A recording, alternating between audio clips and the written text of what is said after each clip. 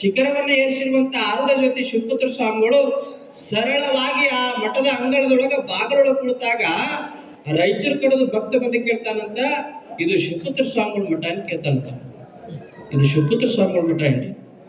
ಕೇಳಿದಾಗ ಗುರುಗಳು ನಾನೇ ಶಿವಪುತ್ರ ಸ್ವಾಮಿ, ನಾನೇ ನಂದೇ ಮಠ ಅಂತ ಅಲ್ಲಿಲ್ಲವರು ಕೇಳಿದಾಗ ಅಲ್ಲಿ ಶಿವಪುತ್ರ ಸ್ವಾಮಿಗಳ ಮಠ ಅಂತ ಕೇಳಿದಾಗ ಸ್ವಾಮಿಗಳು ಏನದಾರ ಅಂತ ಕೇಳಿದಾಗ ಒಳಗದಾರ ಅಂತ ಹೇಳ್ತಾರಂತ. ಅವ್ರು ಒಳಗದಾರ ಅಂತ ಹೇಳ್ತಾರಂತ.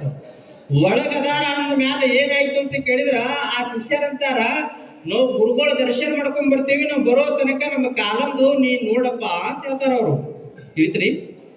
ತಿಳಿತಾರ ನಿಮಗ್? ನಾವು ಬರೋ ತನಕ ನಮ್ಮ ಕಾಲನ ಇಲ್ಲೇ ಇಟ್ಟು ಹೋಗ್ತೀವಿ ನೋಡೋದಂದಾಗ ಆರುಢ ಜ್ಯೋತಿ ಶಿವಪುತ್ರ ಸ್ವಾಮಿಗಳು ಮಠದ ಅಧಿಕಾರಿ, ಮಠದ ಸ್ವಾಮಿಗಳು ಗುರುಗಳಿಗೆ ಕಾಲನ ಇಟ್ಟು ಹೋಗ್ತೀವಿ ನೋಡಂತಾರ ಅಂತ ಕೇಳಿದಾಗ ಗುರುಗಳಂತಾರ ಆಯ್ತು ಹೋಗಿ ಬರ್ತಾರೆ, ದರ್ಶನ ಮಾಡ್ಬರ್ರಿ, ದರ್ಶನ ಮಾಡ್ತಾರೆ. ದರ್ಶನ ಮಾಡಿ ಬರಂದಾಗ ಆರುಢ ಜ್ಯೋತಿ ಶಿವಪುತ್ರ ಸ್ವಾಮಿಗಳು ಸುಮ್ಮನೆ ಸಹಜ ಒಂದು ಕೈ ಒಳಗೆ ಬೀಡಿ ಹಿಡ್ಕೊಂಡು ಸೇರ್ಕೋದ್ ಕೂತಿರ್ತಾರಂತ. ಹೋಗಿ ಬರಂದಾಗ ಆಯ್ತು ತಿಳ್ಕೊಂಡು ಆನಂದದಿಂದ ಆ ಎಲ್ಲಾ ಶಿಷ್ಯರು ಹೋಗಿ ದರ್ಶನ ಮಾಡ್ತಾರ. ಎಲ್ಲಾ ಕಡೆ ಮಠದ ತುಂಬಾ ಗುರುಗಳಿಗೆ ಹುಡುಕಾಡ್ತಾರ, ಎಲ್ಲಿ ಗುರುಗಳಿಲ್ಲ. ಸುಮ್ಮನೆ ಗುರುಗಳು ಅವ್ರು ಕೊಟ್ಟು ಅವರೇ ಪೂಜೆ ಮಾಡ್ತಿದ್ರಂತ. ಶಿವಪುತ್ರ ಸ್ವಾಮಿಗಳು ಅವ್ರು ಕೊಟ್ಟು ಅವರೇ ಪೂಜೆ ಮಾಡ್ತಿದ್ರಂತ. ಜ್ಞಾನಿ ಪುರುಷನ ಲಕ್ಷಣಗಳಾಗಿರ್ತಾವ, ಅವ್ರ ಫೋಟೋ ಇಟ್ಟು ಅವರೇ ಪೂಜೆ ಮಾಡುವಾಗ ಗರ್ಭದೊಳಗ ಆ ಅಂಗಳದೊಳಗ ಅವ್ರ ಫೋಟೋ ನೋಡಿ ಮತ್ತೆ ಹೋಗಿ ಗುರುತಿಸಲಿಲ್ಲ ಅವರು.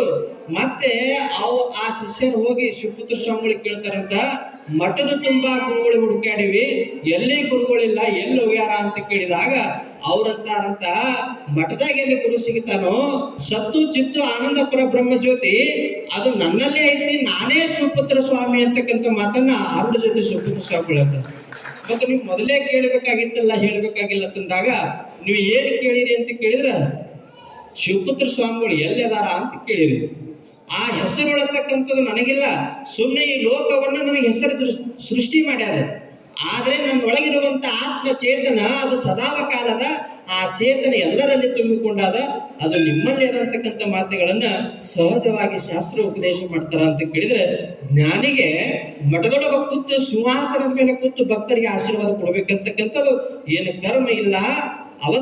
ಅದಕ್ಕೆ ಸಿದ್ಧಾರೂಢರು ತಮ್ಮ ಬದುಕಿರೋ ತನಕ ಅಕ್ಕಲಕೋಟದ ರೇವಣ ಸಿದ್ಧ ಶಿವಶರಣರಿಗೆ ಕೀರ್ತನ ಅವರಿಗೆ ಶಾಸ್ತ್ರವನ್ನ ಹೇಳಿಸಿ ಹುಬ್ಬಳ್ಳಿ ಒಳಗಿರುವಂತಹ ಕೈಲಾಸ ಮಂಟಪವನ್ನ ಇವತ್ತು ಜಗತ್ತಿನ ತುಂಬಾ ಹುಡುಕಾಡಿದ್ರು ಕೂಡ ಅದು ಯಾರಿಂದ ನಿರ್ಮಾಣ ಆಗ್ಯದ ಅಂತ ಕೇಳಿದ್ರೆ ಅದು ಅಕ್ಕಲಕೋಟ ರೇವಣ ಸಿದ್ಧ ಶಿವಶರಣರಿಂದ ನಿರ್ಮಾಣ ಆಗ್ಯದ ಹೊರತಾಗಿ ಅವರ ಶಿಷ್ಯನಿಂದ ಗುರು ಬೆಳಕೆ ಆಗ್ಯಾರ ಹೊರತಾಗಿ ಗುರುವಿನಿಂದ ಶಿಷ್ಯ ಬೆಳಕಾಗಕ್ಕೆ ಶಕ್ಯ ಇಲ್ಲ. ಕೈಲಾಸ ಮಂಟಪ ಕಟ್ಟುವಾಗ ಸಿದ್ಧಾರೂಢರಿಗೆ ಇನ್ನೂ 1,001 ರೂಪಾಯಿ ಕಾಳಪ್ಪನಿಗೆ ಕೊಡುವಂತ ಸಂದರ್ಭ ಬರ್ತದೆ. ಸಿದ್ಧಾರೂಢರಂತಾರ ನನ್ನಲ್ಲಿ ರೊಕ್ಕ ಇಲ್ಲ, ಶರಣಪ್ಪ ಹೆಂಗ್ ಮಾಡಿ ಅಂತ ಕೇಳಿದಾಗ ಸಿದ್ಧಾರೂಢ ಏನ್ ಮಾಡೋದು, ಎಲ್ಲವನ್ನ ಪಡೆದುಕೊಂಡಿರುವಂತ ಜ್ಞಾನವನ್ನೇ ಶಿಖರವನ್ನ ಏರಿರುವಂತ ಸಿದ್ಧಾರೂಢರು ನನ್ನಲ್ಲಿ ರೊಕ್ಕ ಇಲ್ಲ, ಹಣ ಇಲ್ಲ ಅಂತದಾರ ಅಂತ ಕೇಳಿದ್ರೆ, ರಾಜಯೋಗಿ ಕ್ರಾಂತಿಯೋಗಿ ಅಕ್ಕಲಕೋಟದ ಶರಣಪ್ಪ ಕರೆಸಿರೋ ಅವನೇ ಏನಾದ್ರೂ ಇದ್ರ ದಾರಿ ತೆರಿತಾನ ಅಂತ ಕೇಳಿದ್ರೆ, ಇದು ದಾರಿ ತೆಗಿತಾನ ಅಂತ ಕೇಳಿದಾಗ ಸಿದ್ಧಾರೂಢ ಶರಣಪ್ಪನವ್ರಿಗೆ ಕರೆದ ಮ್ಯಾಲ ಜೋಳಿಗೆ ಹೊಡ್ಕೊಂಡು ಕೈಲಾಸ ಮಂಟಪದ ಬಂದು ನಿಂತು ಕಾಳಪ್ಪಗ 1,001 ರೂಪಾಯಿ ಕೊಡೋದದ ಹೆಂಗ ಮಾಡ್ಲಿ ಅಂತ ಕೇಳಿದಾಗ ಸಿದ್ಧಾರೂಢರು ಕೇಳಿದಾಗ ಶರಣಪ್ಪನವರು ಏನೂ ಚಿಂತೆ ಮಾಡಬೇಡ್ರಿ, ಕೇವಲ 30 ನಿಮಿಷದೊಳಗ ಶಾಸ್ತ್ರ ಚಿಂತನೆ ಮಾಡಿದಾಗ ಉಳಿತಕ್ಕಂಥ ಎಲ್ಲಾ ಜನ ಶಾಸ್ತ್ರವನ್ನ ಶ್ರವಣ ಮಾಡಿದಾಗ ಸಿದ್ಧಾರೂಢ ಜೋಡಿಗೆ ಒಳಗ ಆ ಅಕ್ಕಲಕೋಟದ ಶರಣ ರೇವಣ ಸಿದ್ಧ ಶಿವಶರಣರ ಜೋಡಿಗೆ ಒಳಗ ಜೋಳಿಗೆ ತುಂಬಿ ರೊಕ್ಕ ಹರಿತಂತ ಕಾಳಪ್ಪ ಕರೆದ ಆನಂದದಿಂದ 1,001 ರೂಪಾಯಿ ಕೊಡ್ತಾರ ಅಂತಕ್ಕಂಥದ್ದು ಸನ್ನಿವೇಶ ಬರ್ತದೆ. ಯಾಕ ಸಿದ್ಧಾರೂಢರಿಗೆ ಪುರಾಣ ಪ್ರವಚನ ಶಾಸ್ತ್ರ ಹೇಳಿ ಜೋಳಿಗೆ ತುಂಬ್ಕೋಬೇಕಾಗಿತ್ತು, ಶರಣಪ್ಪನವರಿಗೆ ಕರ್ಮವನ್ನು ಮಾಡಕ